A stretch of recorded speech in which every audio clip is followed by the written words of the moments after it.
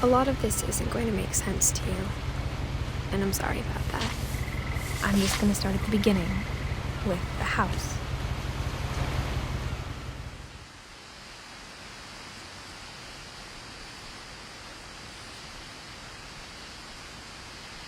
Someone had put up a chain link fence, but it looked like I wasn't the first person to hop it. My brother Milton disappeared when I was 4. It was like the house just swallowed him up.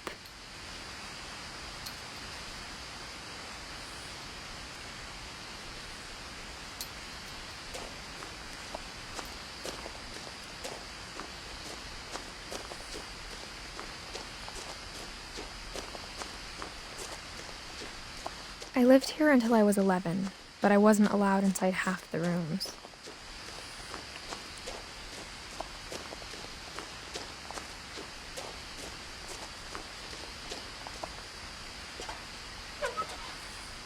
Inside the mailbox were bills from 7 years ago, marked urgent, open immediately.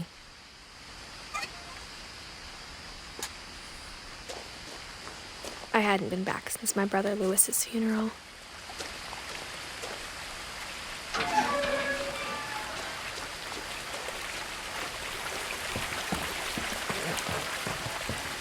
In her will, my mother left me a key, but didn't tell me what it unlocked.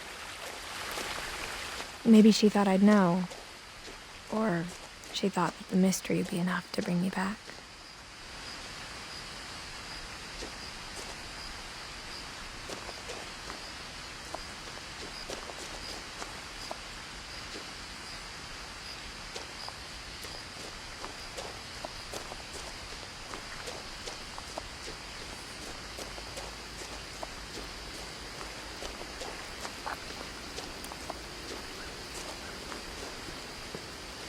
The truth is, even after I inherited the house, I never thought I'd come back to it. But now I had questions about my family that only the house knew the answers to.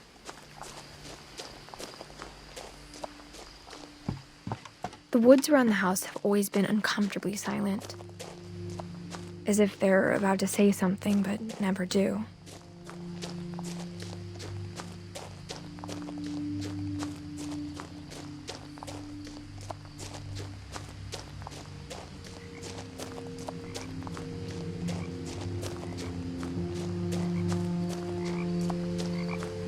The house was exactly like I remembered it, the way I'd been dreaming about it.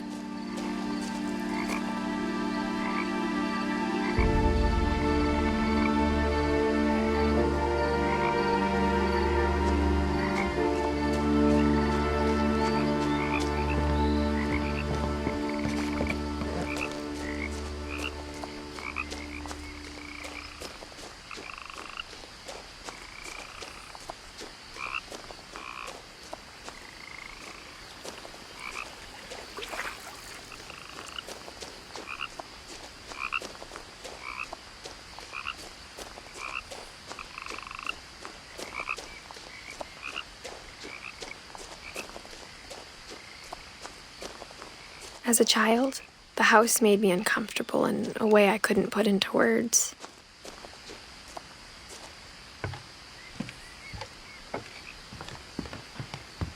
Now, as a 17-year-old, I knew exactly what those words were. I was afraid of the house.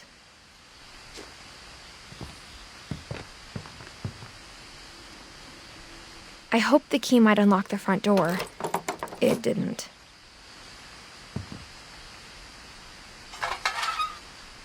Looking in, I felt like the house itself had been waiting for me.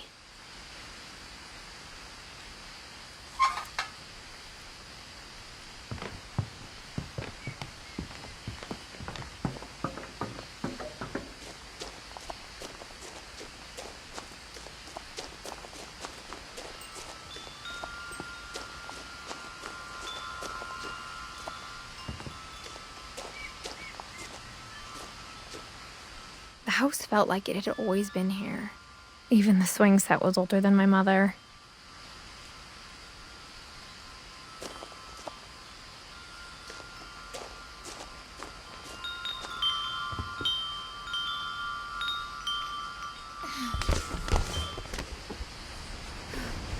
Crawling through the doggy door used to be a lot easier when I was 11.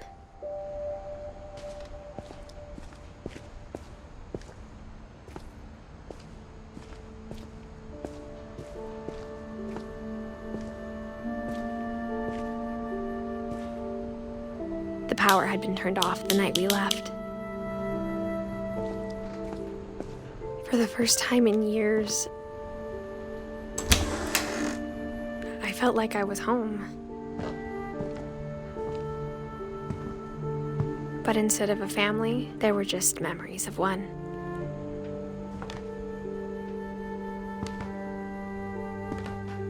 Like how after Louis started working at the cannery, we all got sick of eating salmon. Except our cat, Molly.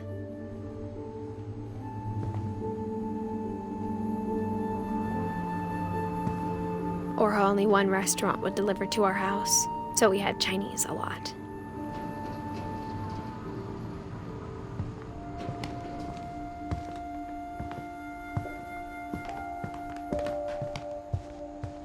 The table was still a wreck from the night we left. It was like a bomb had gone off, killing everyone but sparing the furniture.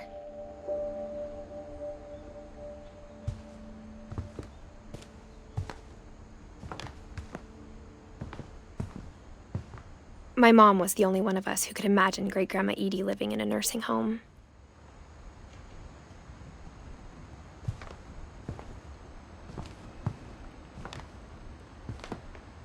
Nothing in the house looked abnormal. There was just too much of it, like a smile with too many teeth.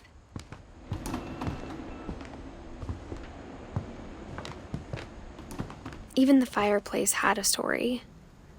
Edie told me the bricks came from the original house, after it sank.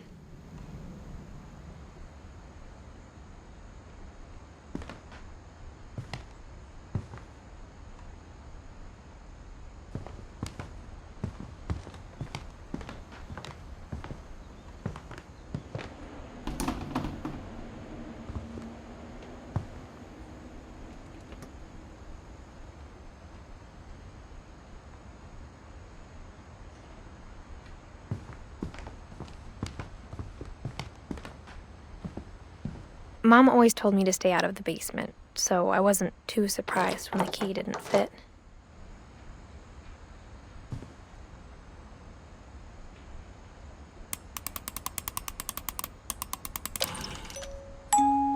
Great-Grandpa Sven built a music box for Barbara, along with the rest of the house.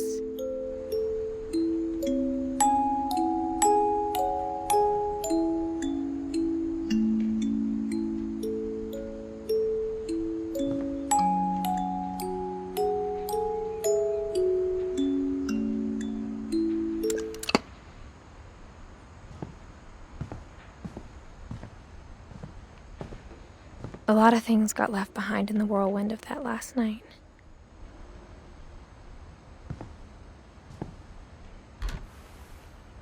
Edie told me once that every Finch who ever lived is buried somewhere in the library.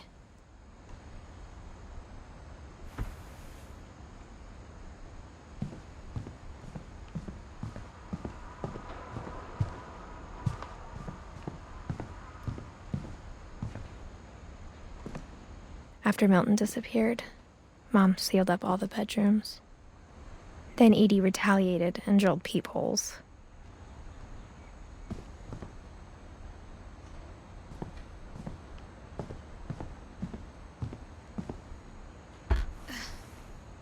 Molly always seemed like a girl I could imagine being friends with, if she hadn't died in 1947.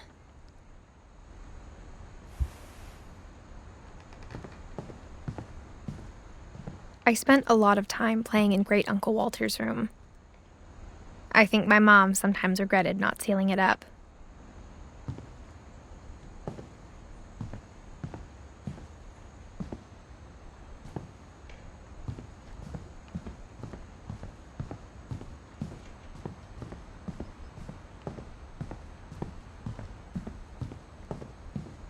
Edie's father, Odin, built the original house.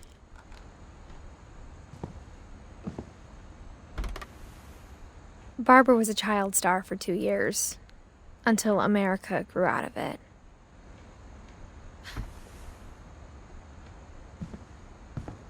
Whenever people ask me about my family, the first thing they always want to know about is Barbara.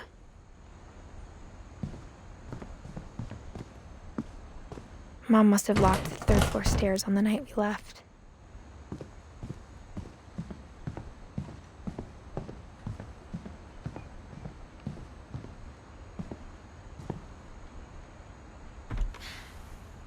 The last time I was in Edith Sr.'s room, I was 10 and she was painting my portrait.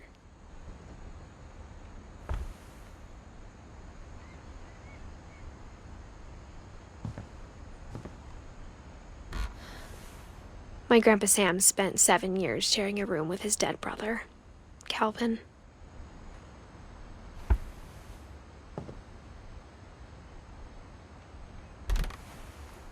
As a kid, I just assumed every house had peepholes and sealed rooms you weren't allowed inside of.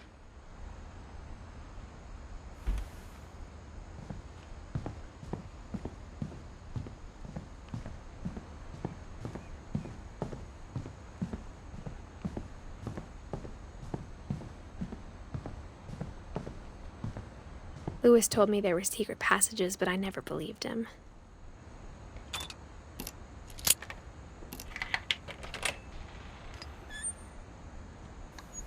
Turns out, my mom was really good at keeping secrets.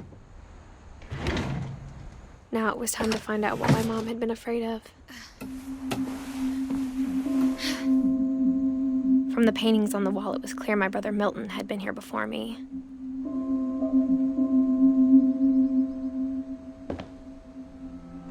Reading this, maybe it sounds like I had a plan, but I had no idea what was behind that door. Just like I had no idea where all this was gonna lead.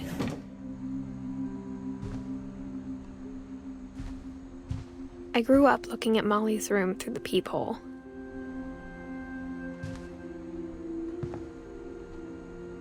Molly's gerbil had a tiny bedroom with its own even tinier gerbil cage.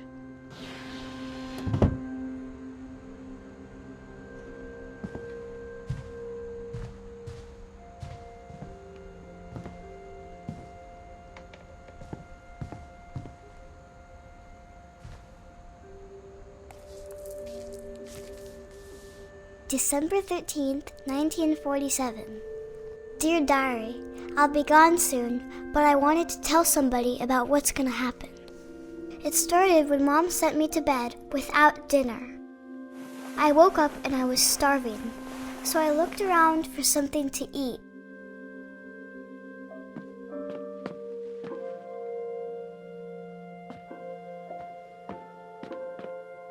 My Halloween candy was all gone.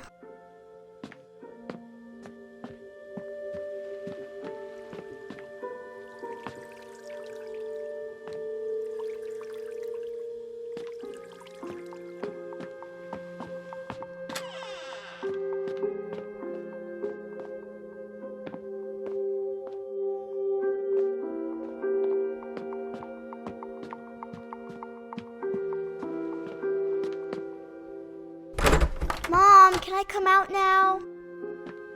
Sweetheart, it's late. Go to sleep. The gerbil food was dry, but I didn't mind it.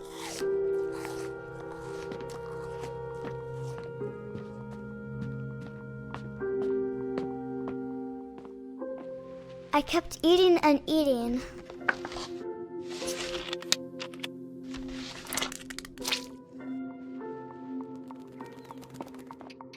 Then I heard chirping outside my window. It was a barn swallow going back to her nest. I reached out for her.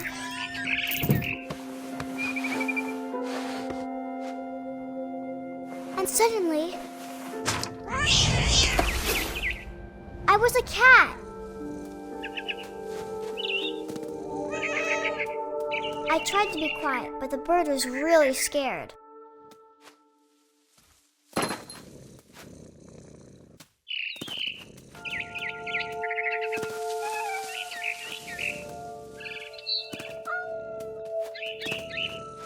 Mom and Dad didn't even look at me.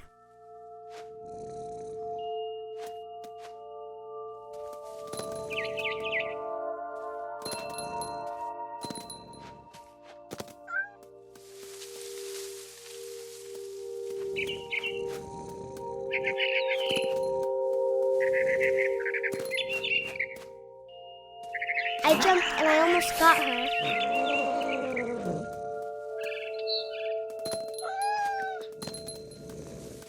I could tell she was getting really tired. Now I was up in the big tree. I promised Dad I wouldn't climb it anymore. All I cared about was eating that mama bird. I gobbled her up. And suddenly, I was an owl. First, all I heard was the wind. Then I heard little teeth nibbling in the grass.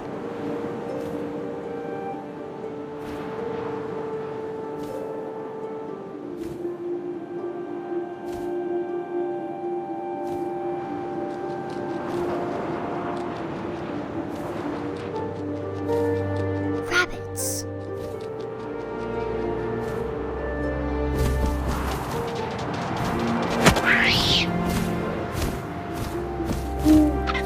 I imagined his face looking up and seeing mine through my talons. I swallowed him up, and I didn't chew one bit. Then I flew off to find something bigger.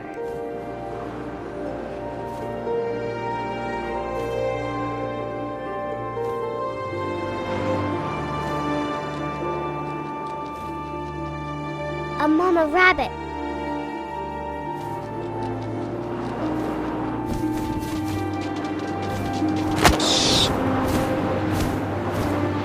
She was almost too big to carry. I started choking, but I couldn't stop eating. And suddenly, I was a shark.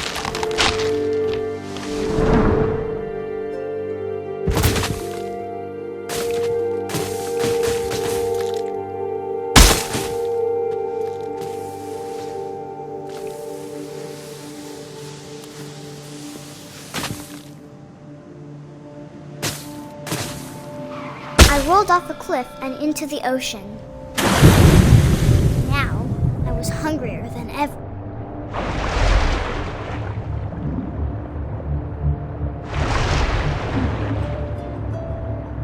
I wanted fat, juicy seeds. I tore off her flipper, and it tasted really good.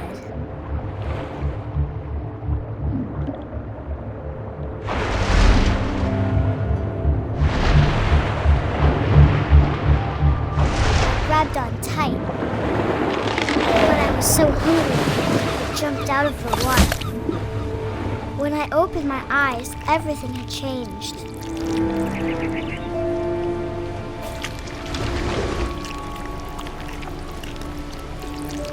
Now I was a monster, and I smelled people everywhere.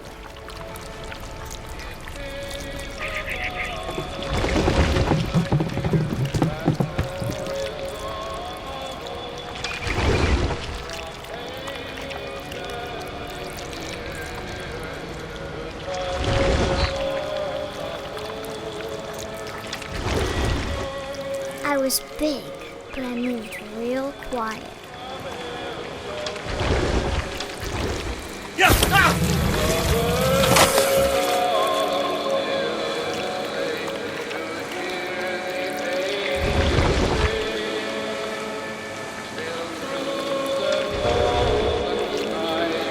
wanted to stop, but also I didn't.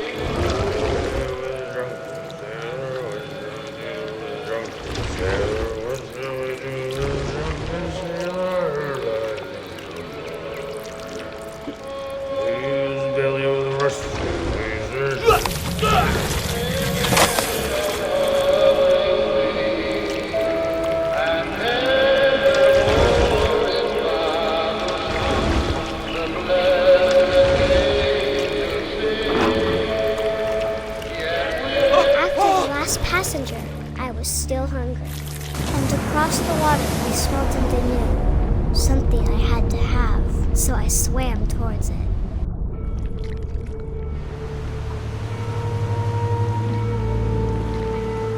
I slithered onto the sand, and the good smell went into an old pipe.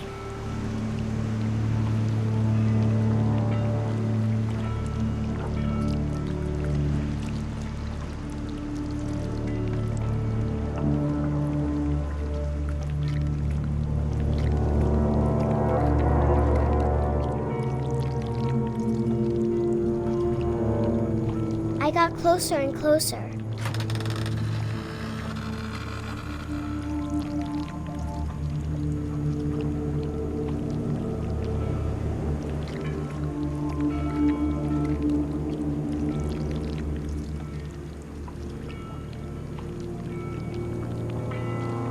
All my stomach started growling.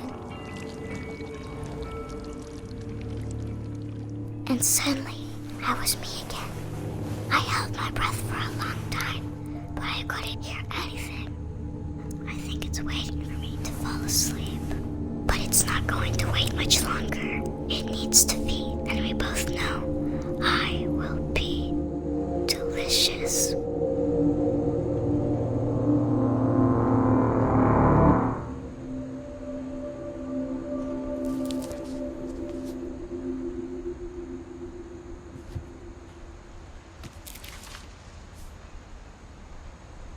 I'm not sure if I believed all of that, but I'm sure Edie would have.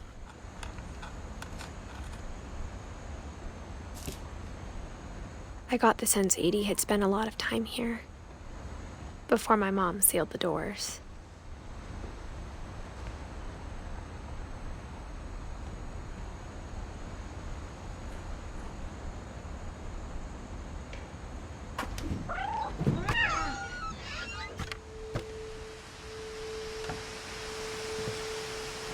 This will be obvious later, but my mom never told me any of these stories. Edie would have, but Mom didn't like bringing up the past. Though, when we adopted a stray kitten, she was the one who named it Molly.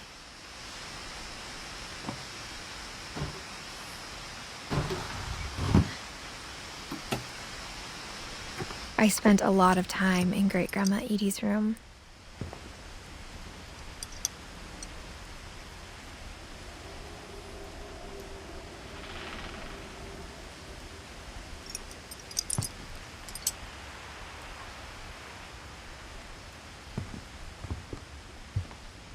Louis died a week before we left, but Edie had already started to memorialize him.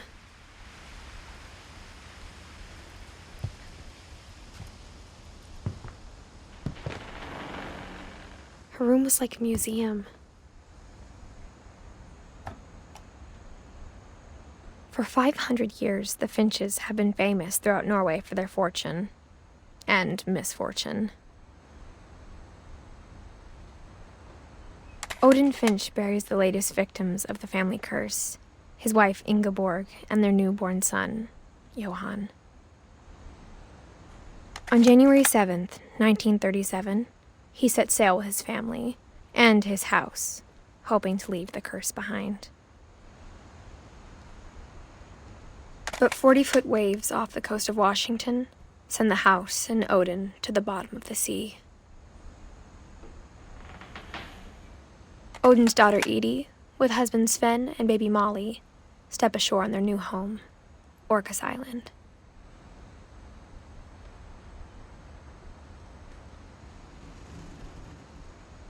Odin Finch is the first to be buried in the new family cemetery.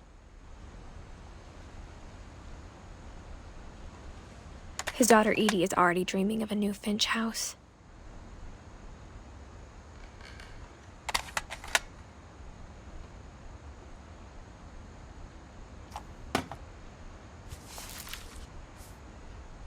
Whatever's wrong with this family, it goes back a long ways.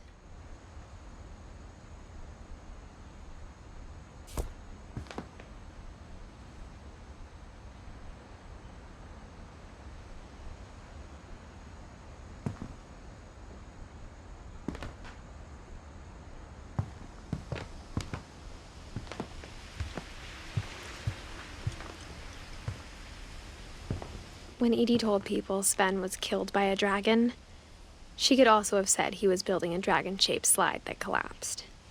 She could have, but she didn't.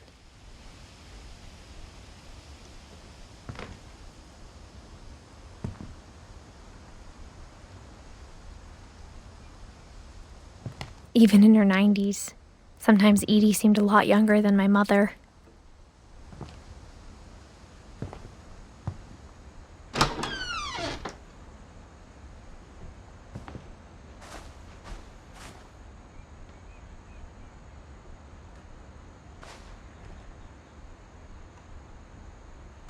The only trace Grandpa Sam's first wife, Kay, left on the house was the pink bathroom.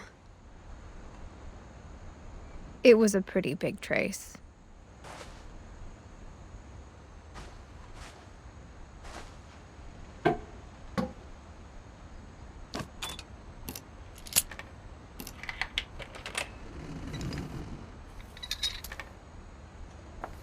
There's a secret in this bathroom. It's in the last place you would look. It isn't in the cupboard. It's hidden in this book.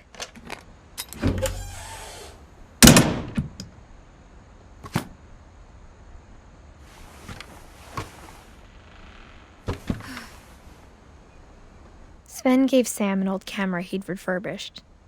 He never put it down.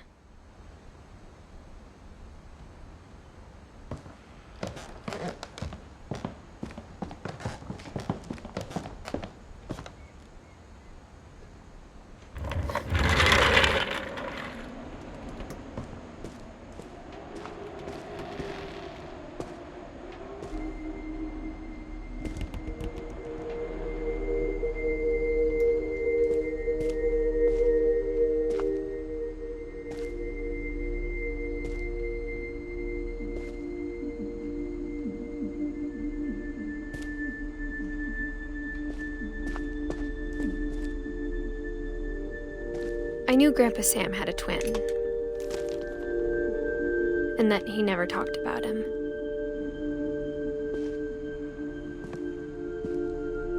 I guess my grandpa didn't like history any more than my mom did.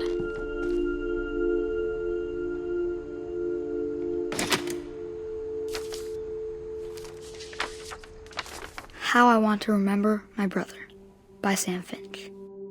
The thing I remember is that when he made up his mind, that was it.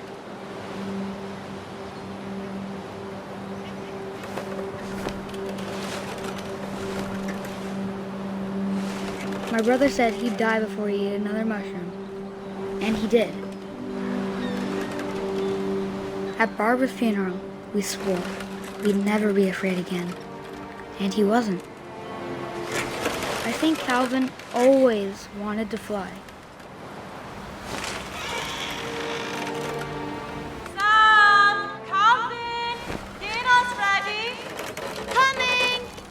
But that day, he finally made up his mind to do it.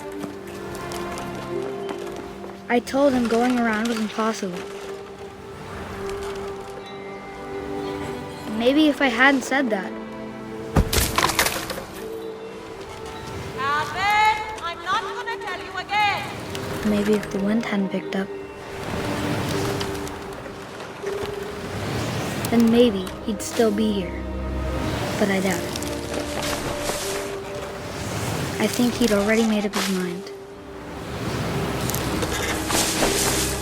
That's what I want to remember about my brother.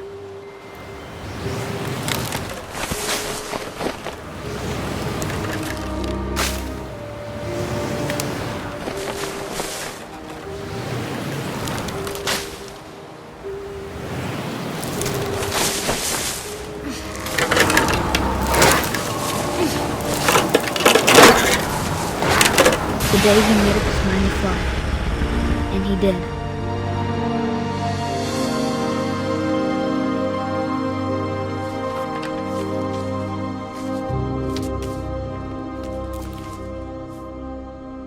Calvin's story felt strangely familiar. When I was younger, I remember trying to do the exact same thing.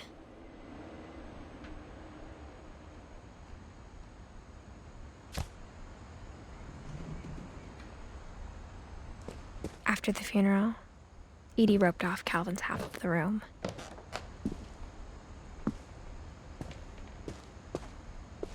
Mom said Grandpa Sam enlisted at 18 and never set foot in the room again.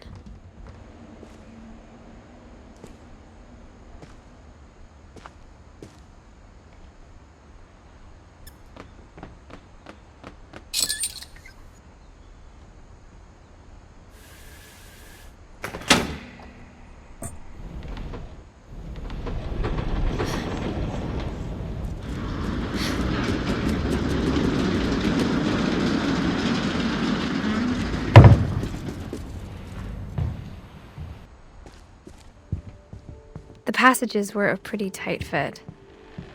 They'd obviously been built for smaller hands and bellies.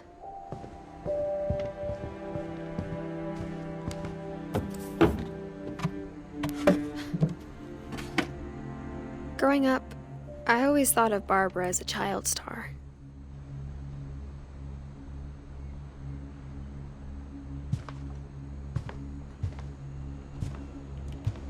I never thought about how hard it must have been for her afterwards.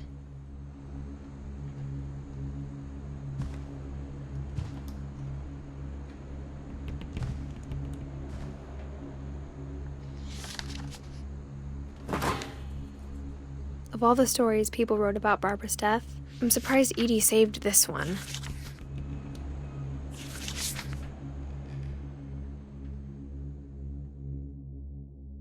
Old Jack here with another ghastly tale inspired by America's most unfortunate family. I'm calling it The Surprise Ending of Barbara Finch. As a child star, Barbara was famous for her scream. Now at 16, she was all washed up. A has-been. But in a lucky break, she'd been asked to perform her signature scream at a local convention for monster movie fans. It was just the boost her career needed. Unfortunately, her scream hadn't aged well. Getting better. I think you just need the right motivation. Her biggest fan and current boyfriend, Rick, was about to demonstrate when... Now that was a great scream. It was Barbara's father, Sven. He'd slipped into a table saw and had to be rushed to the emergency room. So Barbara got stuck babysitting her youngest brother, Walter. Her convention comeback was cancelled. Okay, I'm hearing frustration, but I'm not hearing terror. What if I tried... A gang of hoodlums in Halloween masks have been terrorizing Orcas Island tonight. Police are urging residents to... That came from the basement. You're right! Also, I loved your delivery on that. Why is your basement door locked? Because my dad likes making puzzles and secret passages. There's a key hidden in the music box. The secret is to keep winding and winding until finally the key pops out. Thanks, babe. I'll be back in a sec. 20 minutes later, Rick hadn't returned. So Barbara went to look for him, right on cue. She reached for the music box. And as she wound the key, she listened for Rick, but the house was silent.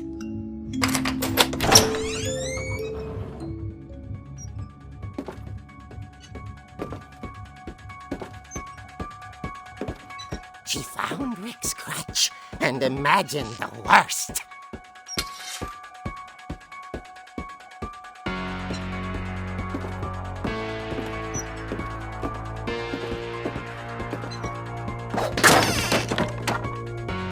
The gang's leader is the infamous Hookman killer, Dr. Carl Hamill, who impaled and then ate his family 10 years ago tonight.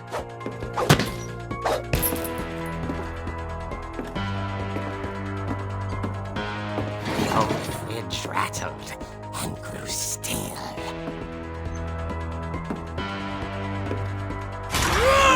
Oh dear! Oh! Rick? Barb, relax. I was just trying to scare you to help you find your scream. Well, I'm not scared, Rick. I'm furious. Then act furious. All I'm getting from you now is that you're hurt and confused and you're... She threw him out, but she kept a little something to remember him by. Barb, have you seen my other crutch? And she was still holding it when she fell asleep watching the late picture show. Hours later... Barbara! Walter, what's going on up there? Ah! Okay, I'm coming up, but if this is a trick, you're dead, Walter.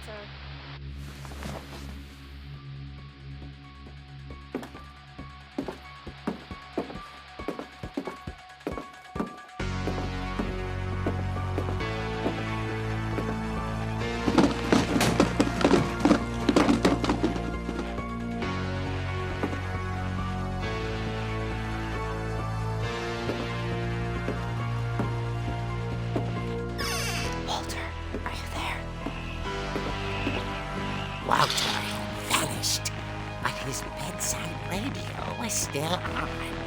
Orcas Island police describe the man as 6 feet tall, with a steel hook for a hand. Residents are urged to lock all doors and windows and notify the police of any suspicious activity. Barbara turned, saw the hook man, and was speechless. He was quite smashing.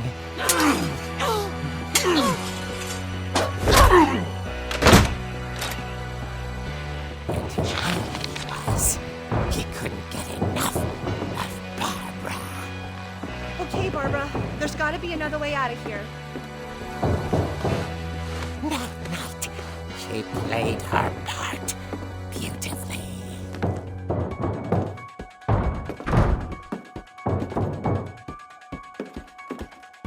Molly's door hadn't been opened in years. The hinges groaned.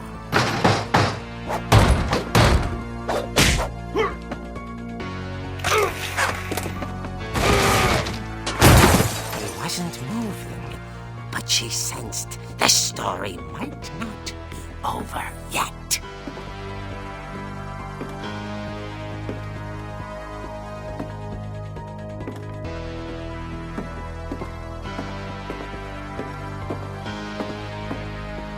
The hookman had vanished.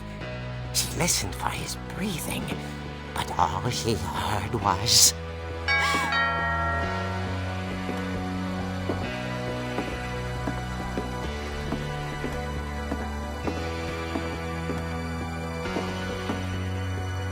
Someone at the door was dying to speak to young Barbara. At the door, she heard whispering. It was coming from inside the house.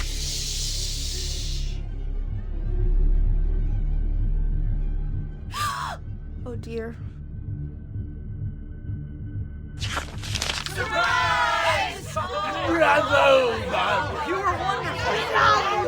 monsters had come to surprise her.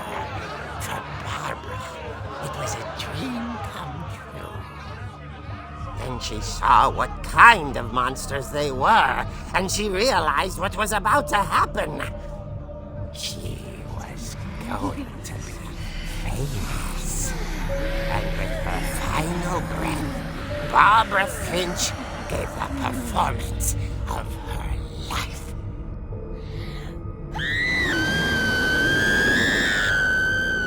I wasn't there myself, but I hear Barbara was magnificent.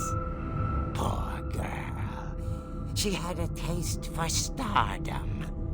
But unfortunately, so did her fans. Of course, the police blamed it all on poor Rick, who disappeared the same night. And little Walter? Hiding under his bed the whole time. He took it all pretty hard, but that's another story. As for Barbara, tucked inside the music box is all they ever found of her. Her ear. Now that's what I call a real eerie tale.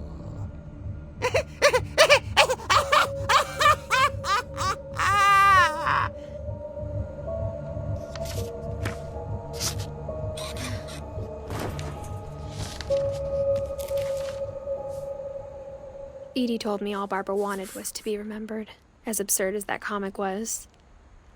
Maybe what Edie saw was a happy ending.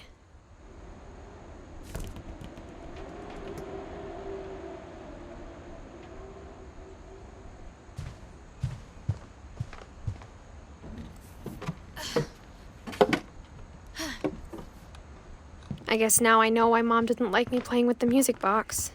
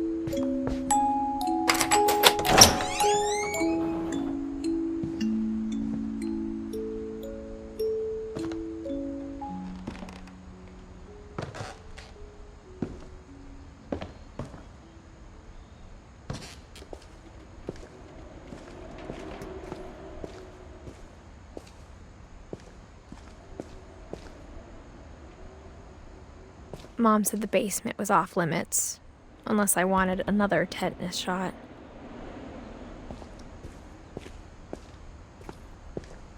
I saw Edie sneak down to the basement once, carrying packages.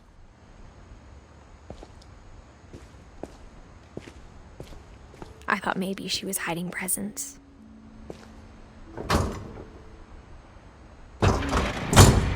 It turned out she was hiding a lot more than that.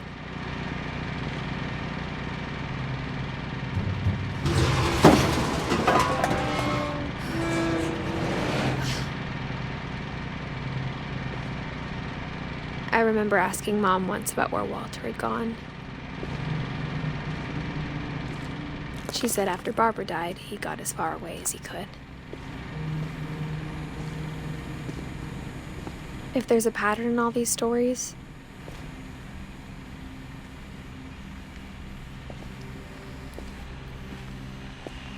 I think it's that none of us has gotten very far.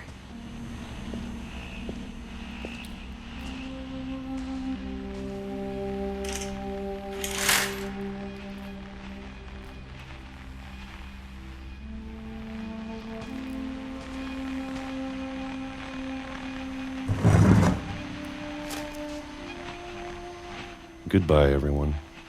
I can't believe I've been down here for 30 years. On that first day, after the shaking started, I didn't think I'd survive a week.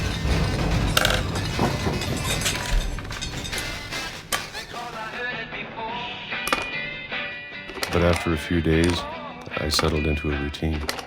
That's what kept me sane.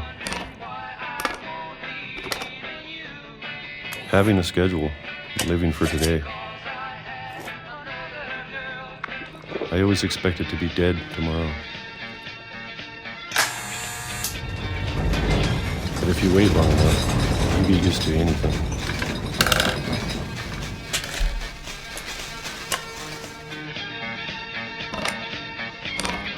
Even a monster on the other side of the door starts to feel normal.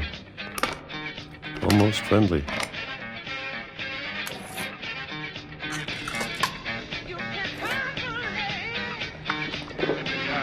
And then one day, everything just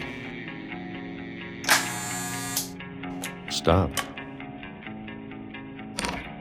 Whatever that thing was, it was gone. Maybe it got tired of waiting. Or maybe I just got tired of being afraid.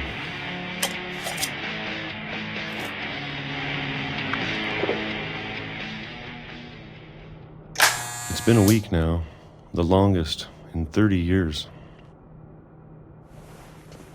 I'm done waiting. I have to leave while I still can.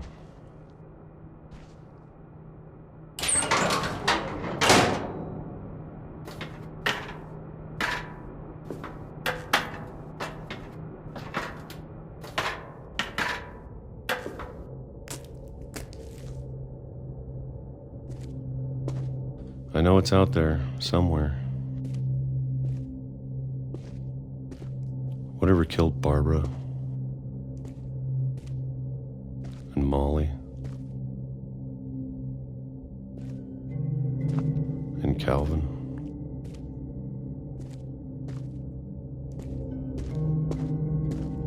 Maybe this is all a mistake. But I need to stop living the same day, even if it kills me.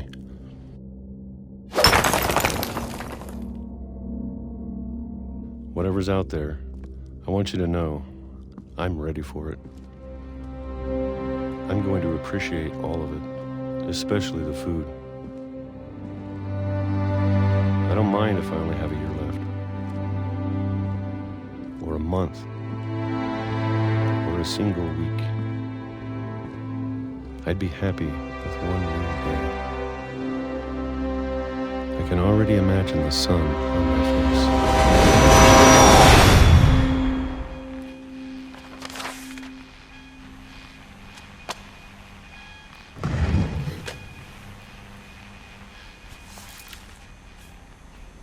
Walter died when I was 6. I can't believe my mom never told me he was down here.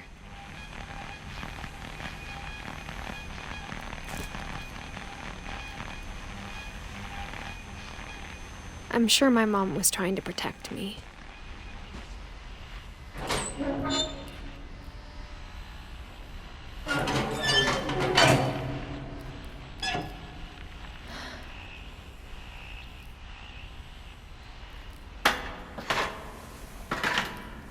Maybe she was afraid I'd end up like Walter. But if she never told me about an uncle under the house, I can only imagine what else she was hiding. I don't want to make the same mistakes she made. Trying to bury something that's still alive.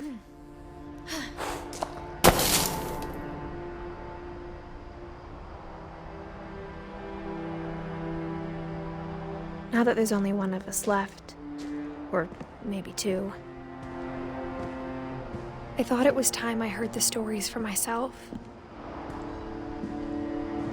and found out what happened to everyone else.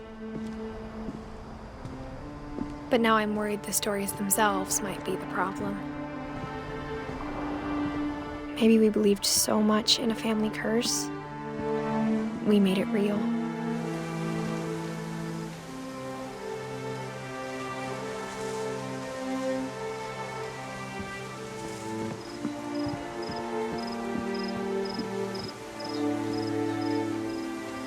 I don't know if I should even be writing this.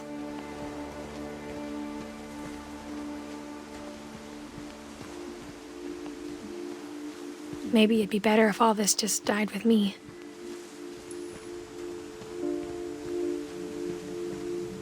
But I thought you should know about your family.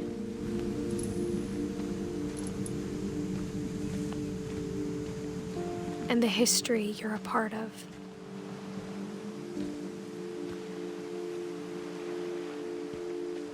Though to be honest, I feel as lost as you probably do right now.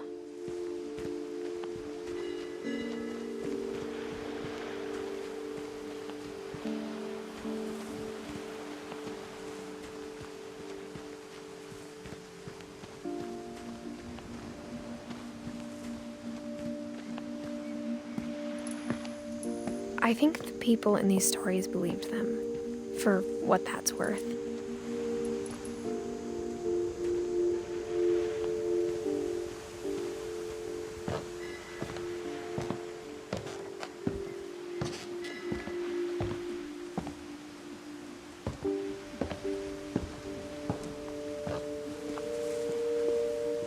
And when you look at the house, that history of imagination and stubbornness and madness, any of it seems possible.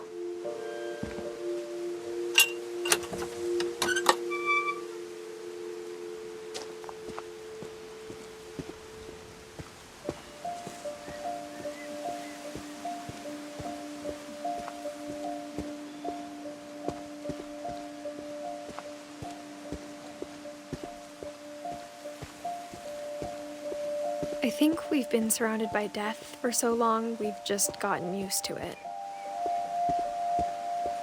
What kind of family finishes building a cemetery before starting the house?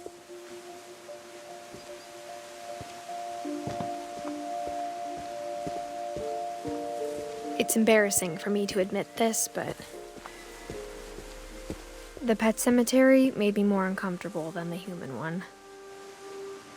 3 of the gerbils were mine, and 2 had been my fault.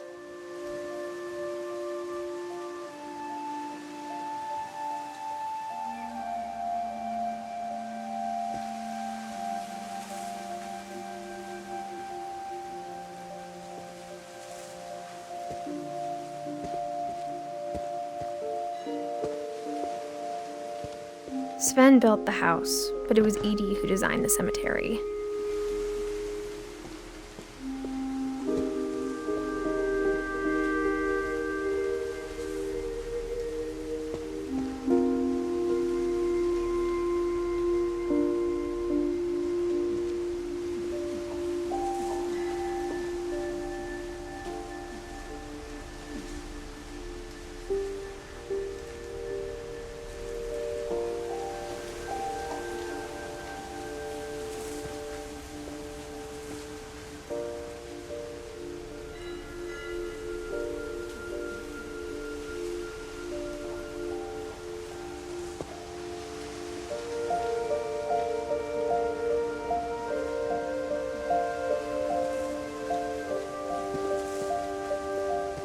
I'm sure Odin's monument had been Edie's idea.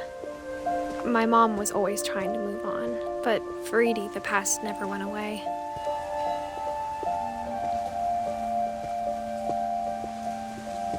She could see it poking out of the water at low tide.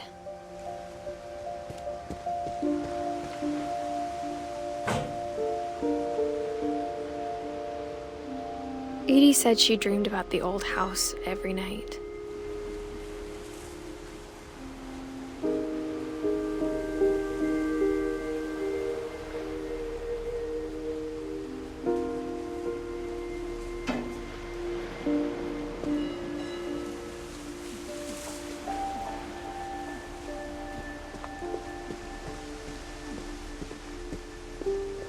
Edie's side was always easier for me to understand.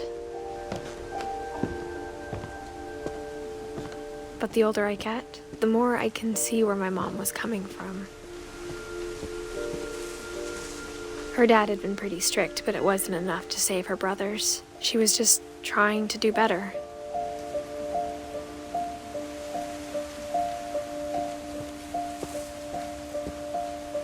She lost 2 of her brothers, just like I did.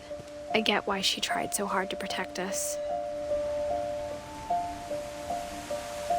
We never found Milton's body, so my mom insisted we were putting up a monument, not a tombstone.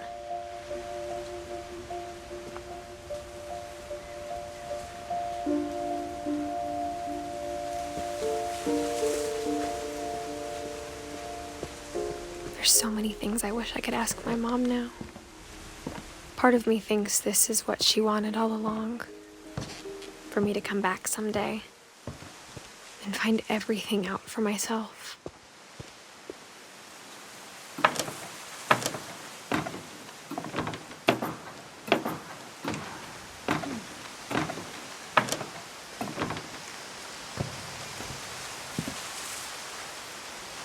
But looking back on it now,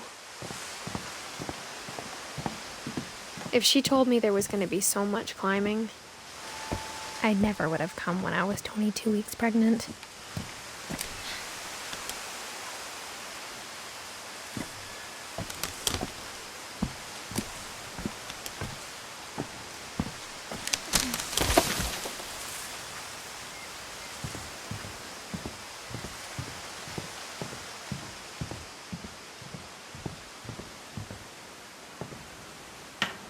I never met Grandpa Sam, but I think he and my mom had a lot in common.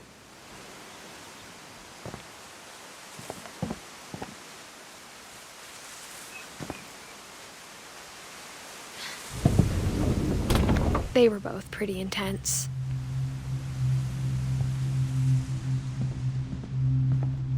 Instead of hiding from death, Sam seemed to go out of his way to meet it.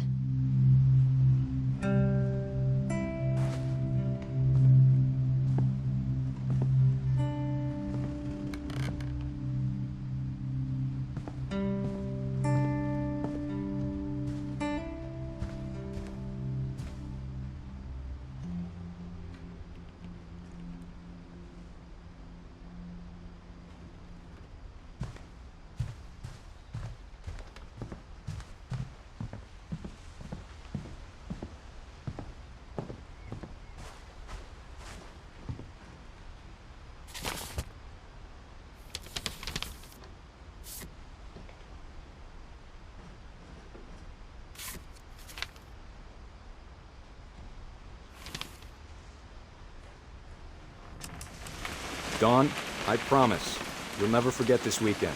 Yes, sir. These memories are gonna last a lifetime. What? Am I gonna have to shoot anything? It's a hunting trip, Dawn. Shooting is strongly encouraged. Perfect. It's gonna rain the whole weekend, isn't it? I will never forget this weekend, Dad. That's the spirit. Okay, got it. I'm gonna take some pictures, okay? Just be careful. That camera's older than you are.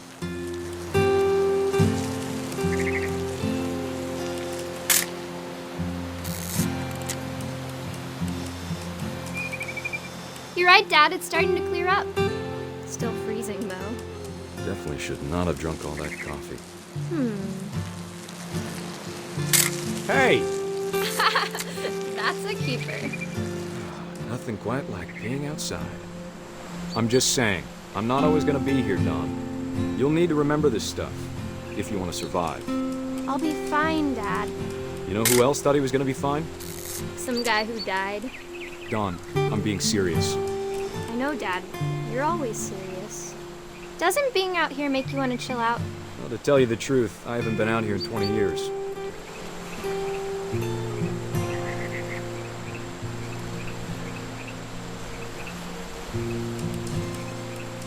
Dad! Good eyes, Dawn. Before you take the shot, let me get a picture of you.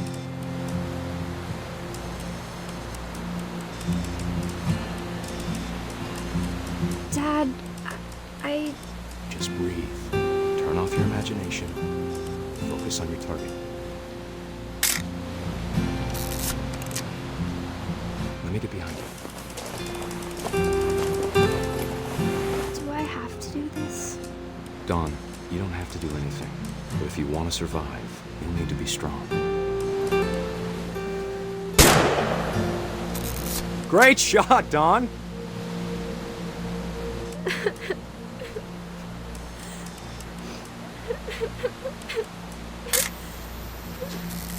I'm proud of you, Dawn. Always remember that, okay? Dad, it's twitching. I think That's it's totally so- normal, Dawn. Just focus on the camera. Try not to think about— Dad!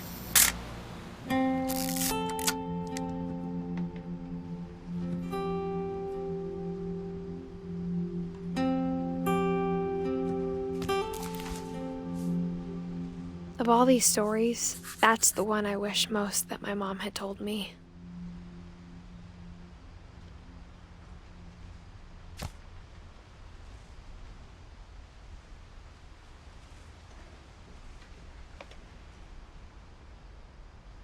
Sam spent his life shooting photos, but Mom said he got nervous being in front of the camera. I guess we're all afraid of something.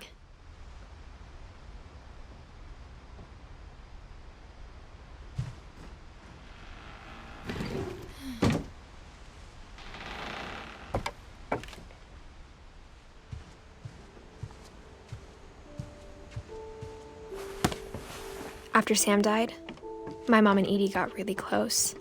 They'd both lost a lot.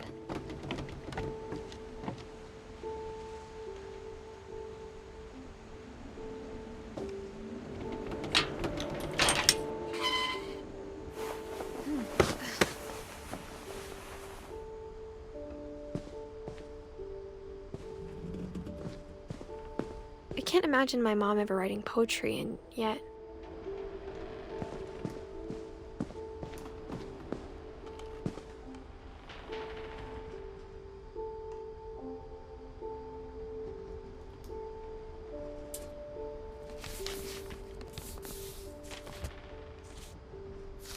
Dear Kay, do you remember the way Gregory used to laugh when he thought he was alone?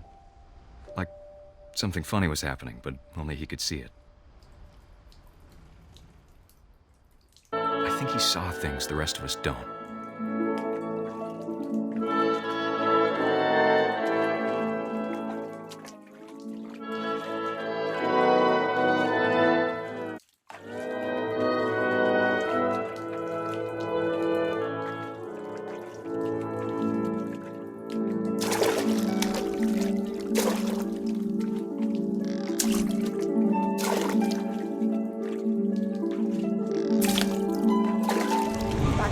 Gregory, it's time to... Hold on, sweetie. Hello? Sam, I told you I don't want to talk right now.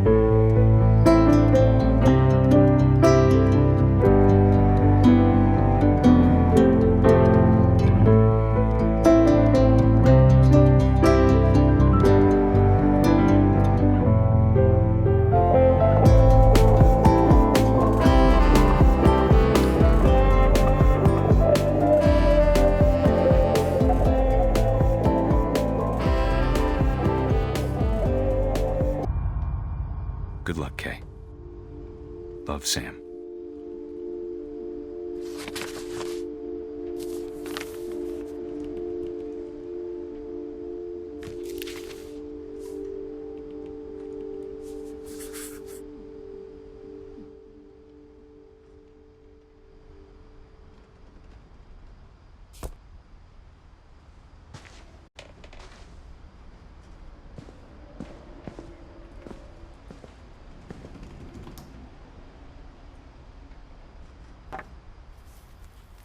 A poem for Gus, who always said the wedding was a bad idea.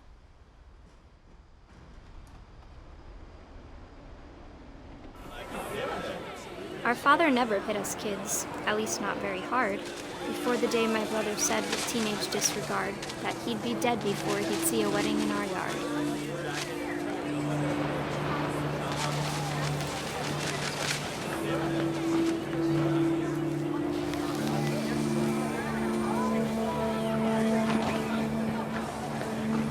My father made him come, of course, but Gus stood far apart, just flew his kite and bottled up the storm inside his heart.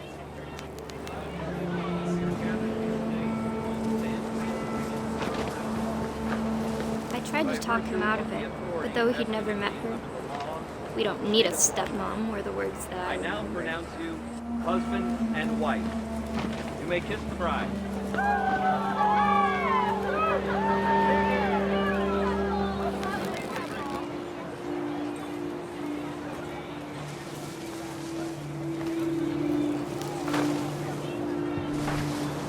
When the time for photos came, Dad ordered him to come here. But Gus declined, and as a sign held up his middle finger.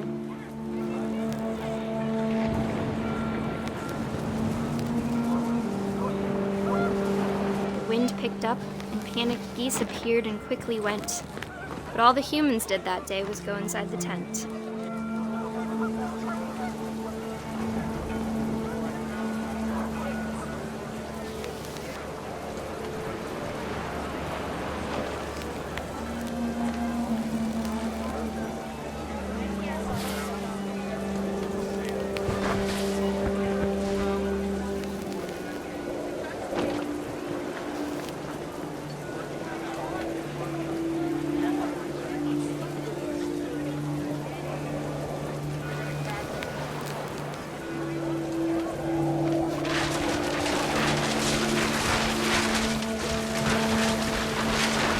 Rain came down in buckets then, but no one seemed afraid that nature might destroy the tent our dad had crudely made.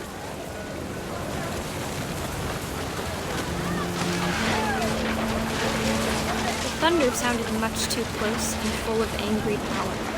But all my father said to this was, "Make the music louder."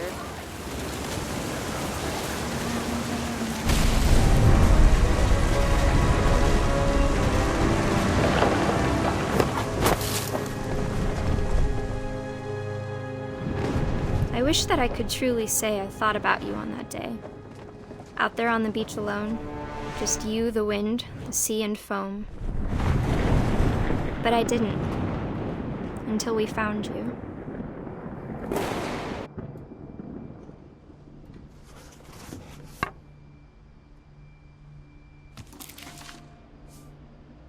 She never talked about him, but Mom told me once if I was a boy, they were going to name me Gus.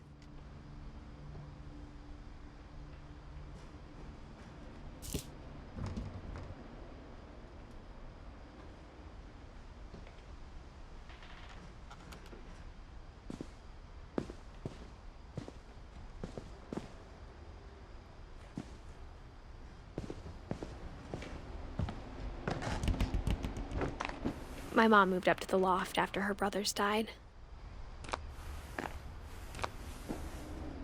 At the time, it was as far away as she could get.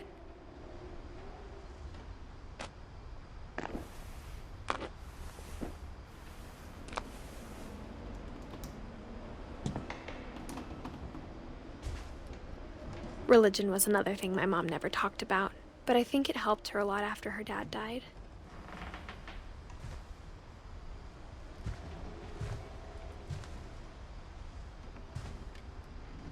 She spent a summer building houses in Calcutta, where she met my dad, Sanjay.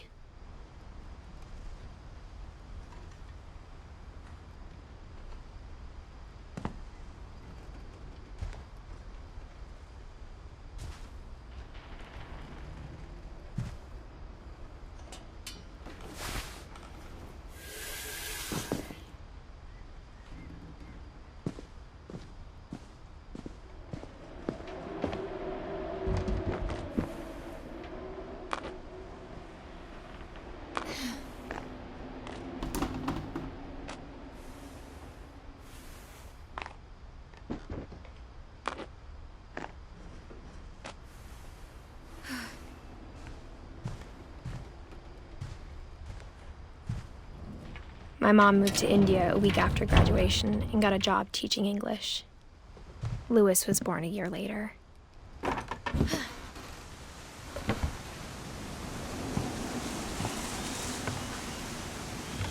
When my dad died, I don't think Mom knew where else to go. I'm sure Edie was happy to have her back. And to see kids in the house again.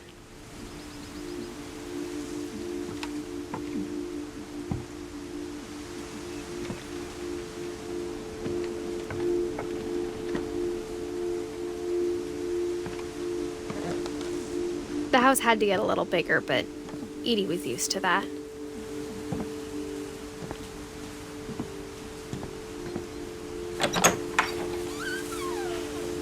And for a while, things were good, almost normal.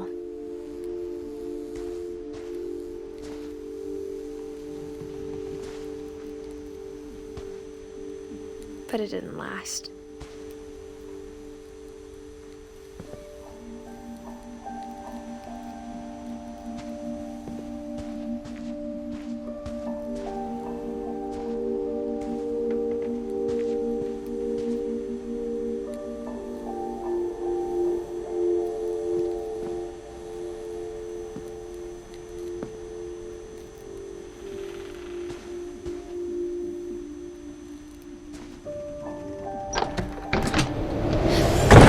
The beginning of the end was Milton's 10th birthday, when Edie gave him a castle.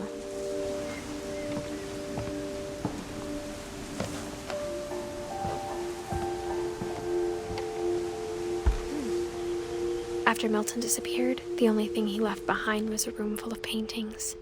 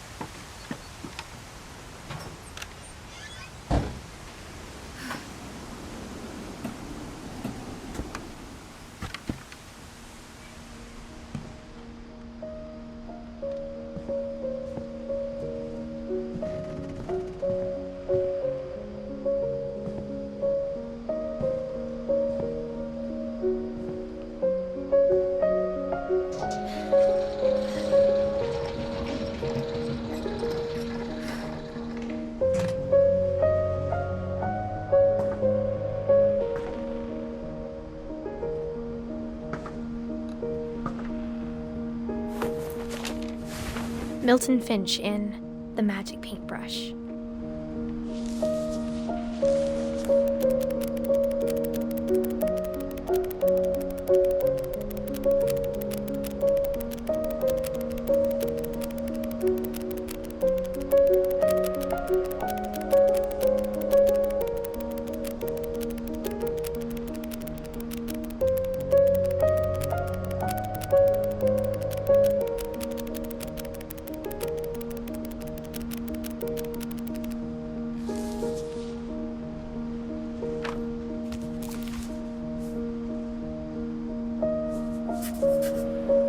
I was 4 when Milton disappeared.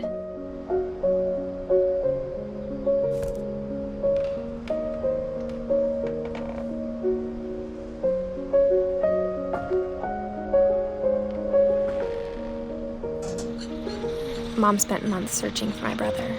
Then she sealed the doors.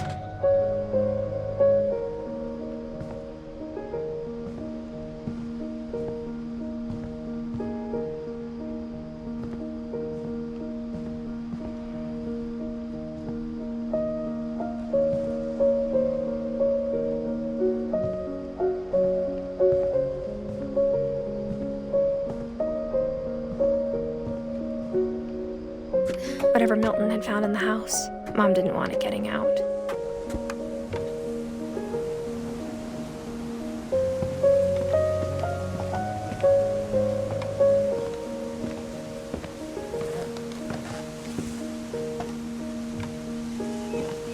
Mom definitely blamed Edie, but I think Louis blamed himself. After he graduated, he just spent more and more time in his room, until Mom got him a job at the cannery.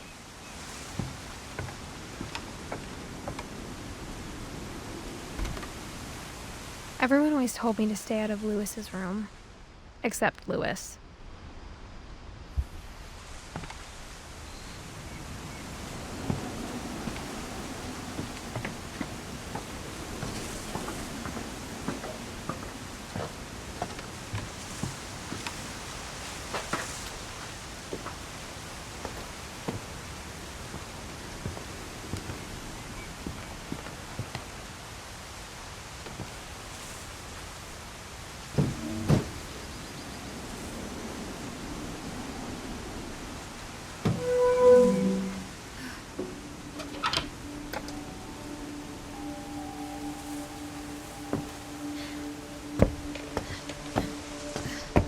Louis's room smelled very, very familiar. That part of him lived on.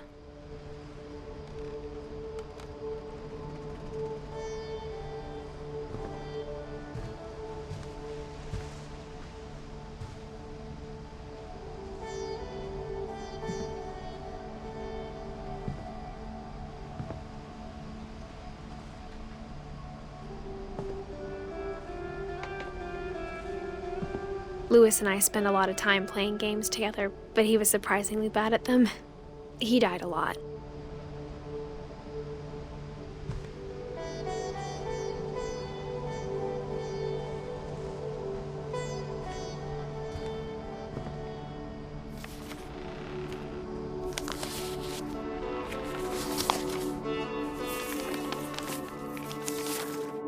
Dear Mrs. Finch, as Louis's psychiatrist, I can understand your desire for an explanation. As I see it, the trouble began in January, shortly after we convinced your son to seek treatment for substance abuse.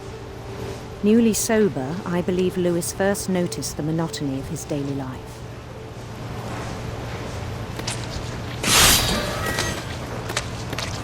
He kept working at the cannery, but he withdrew part of himself. In our sessions, I saw the same behavior. His mind began to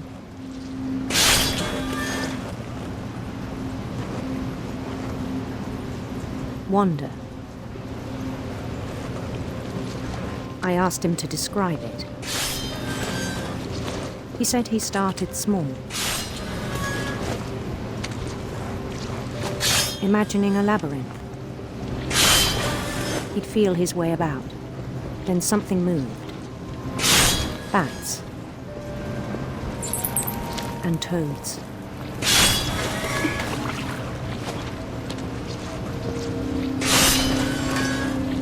And things that have not names. He knew it was all in his head. But he took it very seriously. I had hoped he'd find himself.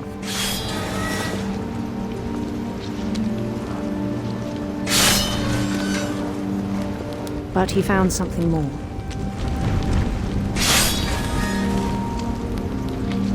I worried about him then. Daydreaming at the cannery. I spoke with his boss. But he said Louis had become a model employee.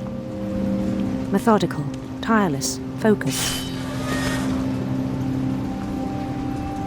Like a whole new Louis. So I let him go on.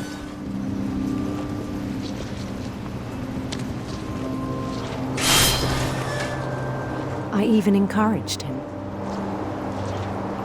It seemed very promising at first. He told me he'd made a new friend.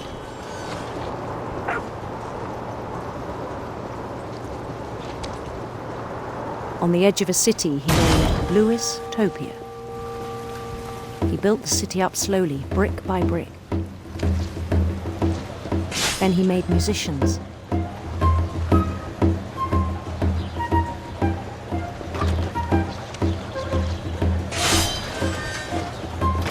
and songs for them to play. He talked about starting a band. And he was always humming something. Every day his imagination grew stronger. He no longer spoke at the cannery. But his chopping was as reliable as ever. Then one day it struck him that all the cheering crowds, even the stones under his feet, were all in his imagination, so he could do whatever he wished.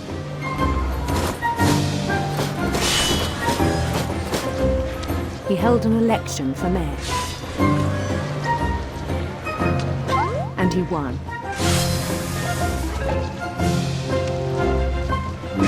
They begged him to stay, but his mind was already wandering. It became a game for him.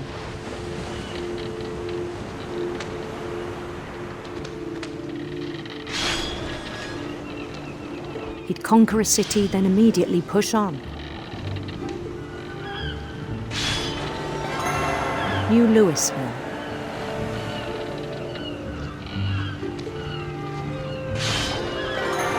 St. Louis.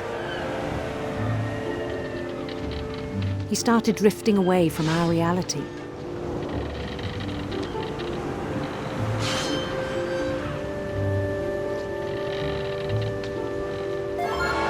Minneapolis, until one day he forgot to go home from the cannery. Even as his mother pleaded with him, part of Louis kept sailing on.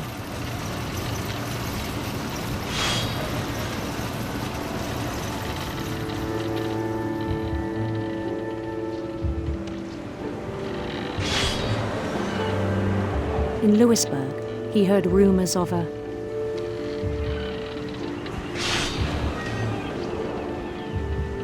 handsome queen.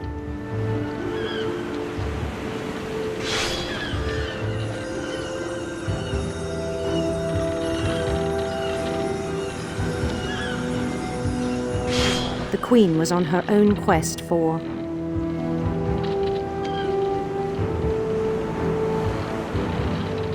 sinister serpents.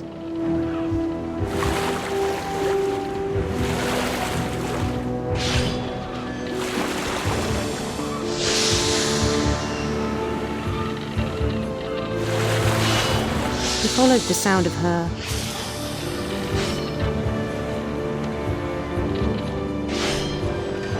silver harp.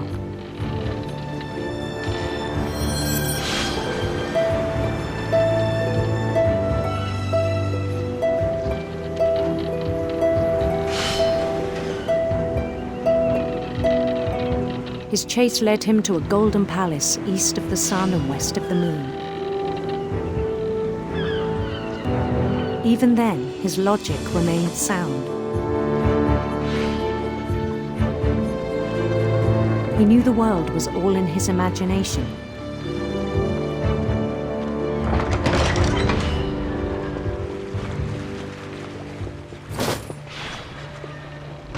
But he was so proud of having created it.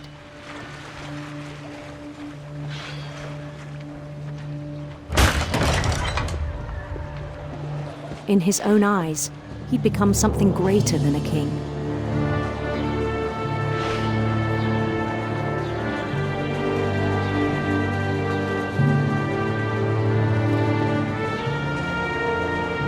For someone who'd never known success in the real world, I think it was overwhelming. And then it struck him that the real Louis was not the one chopping salmon, but the one climbing the steps of a golden palace.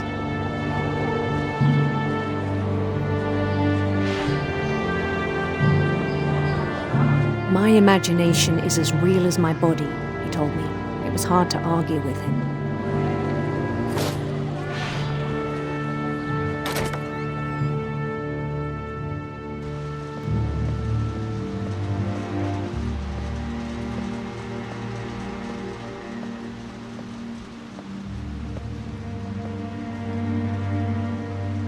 began to forget the world we know.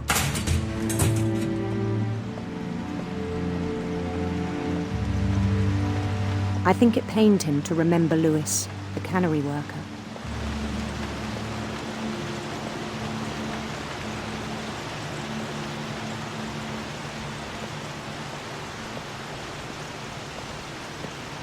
He began to despise the man with a royal contempt.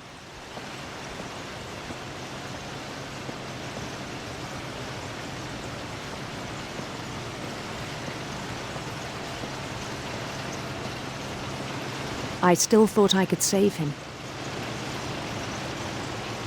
Even after he said he was being crowned king over all the lands of wonder. The palace would be packed with his companions.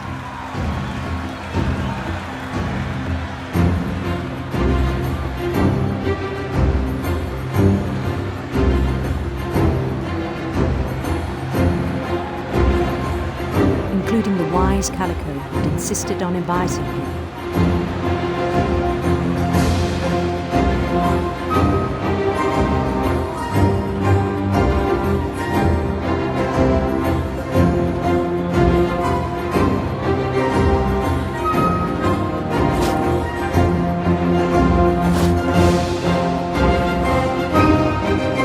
His queen waited, holding his crown.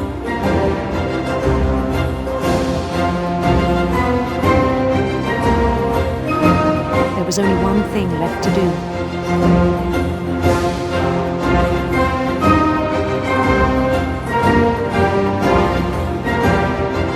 Bend down his head.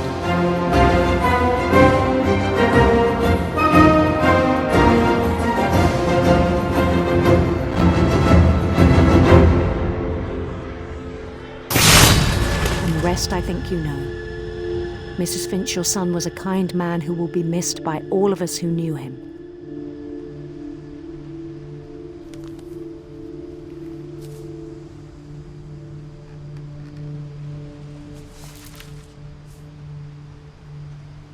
My brother was really cool. I wish you could have met him.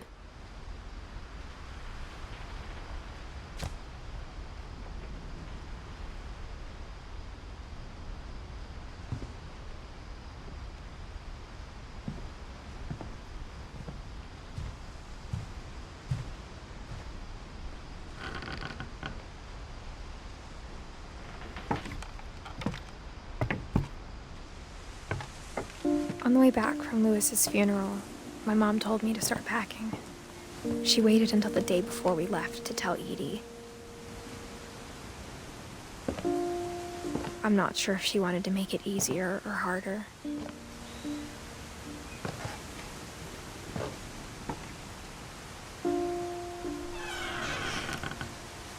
I wish we'd stayed.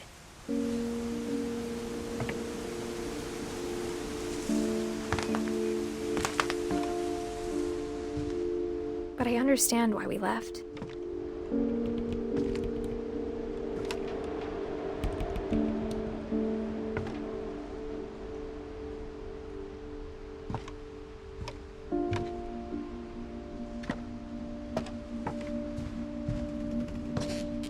My mom ended up leaving everything behind.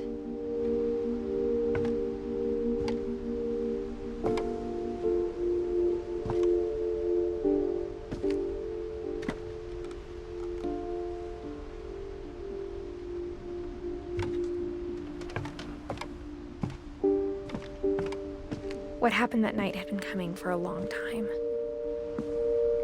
Maybe it should have come sooner.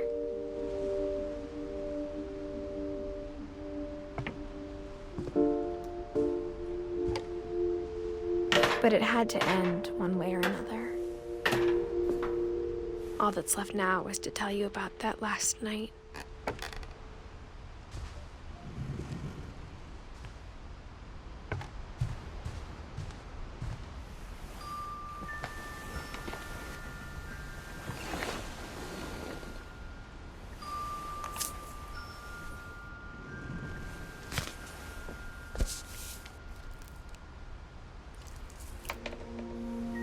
That whole last day, Edie just watched us pack and didn't say a word.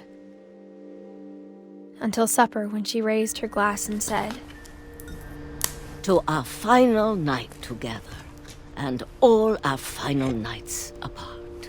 Grandma, you know what I said about alcohol. Some of your medications are very Edith, specific. I left a present for you in the hallway. Why don't you go open it? The grown-ups have to argue now. I'm sorry, you're right. We're all leaving tomorrow. Let's just enjoy our last... I'm not leaving. Edith, you're excused.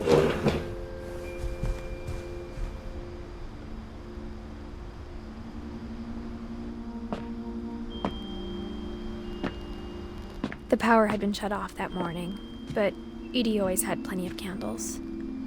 When my mom sealed the library, I don't think she knew about the other entrance, or that Edie had a key to it.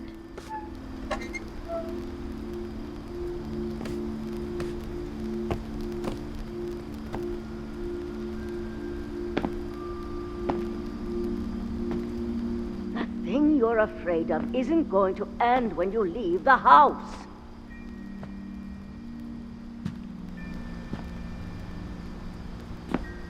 Edith has a right to know these stories. My children are dead because of your stories. I think it's best if Edith and I leave tonight. We'll have the nursing home send a van for you in the morning, okay?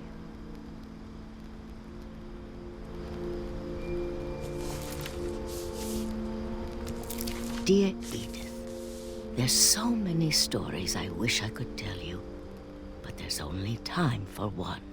This is about what happened on the night you were born. That night, the tide went way, way out. It was the first and last time I ever saw the old house aground. There'd been an earthquake out in the middle of the ocean.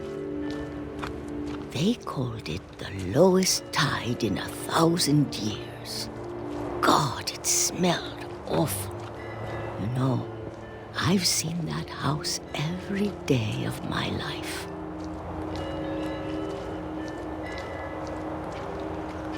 But I never thought I'd go back to it.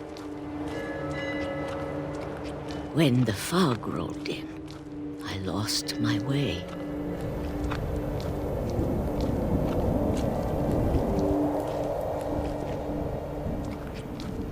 I got turned around.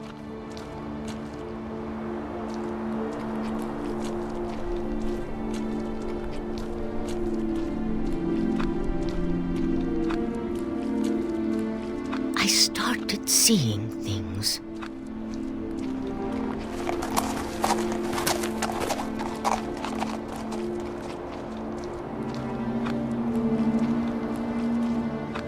Things I'd forgotten had ever existed.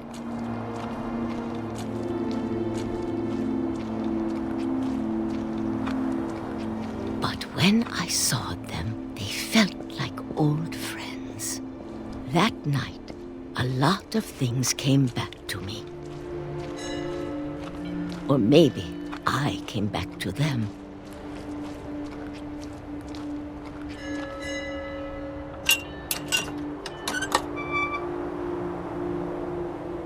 Things I can't explain, but that I need you to try and... Edith, what are you doing in here? It's mine! Edith! Mom, you're gonna rip it! Let go!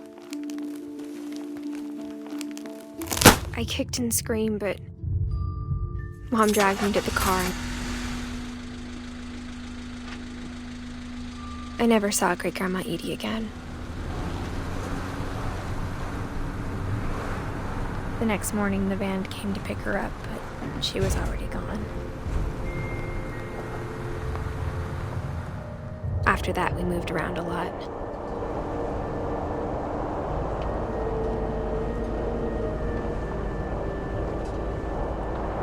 We both tried to make the best of it.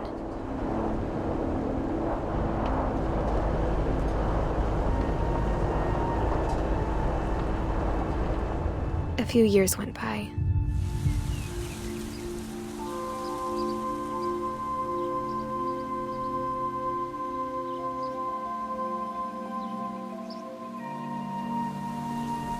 My mom didn't like to talk about it. But she started getting sick a lot. The rest happened pretty quickly.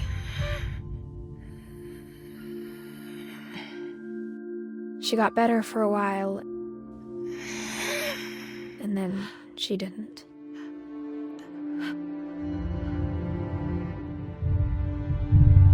And then I was alone.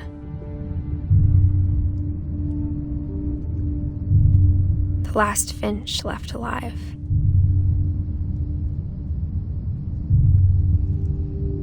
Until I found out about you. I'm still not sure what to tell you about all this. If we lived forever, maybe we'd have time to understand things. But as it is, I think the best we can do is try to open our eyes and appreciate how strange and brief all of this is. This journal was supposed to be for you. But now I hope you'll never see it. I just want to meet you and tell you all these stories myself. But I guess if you're reading this now, things didn't work out that way.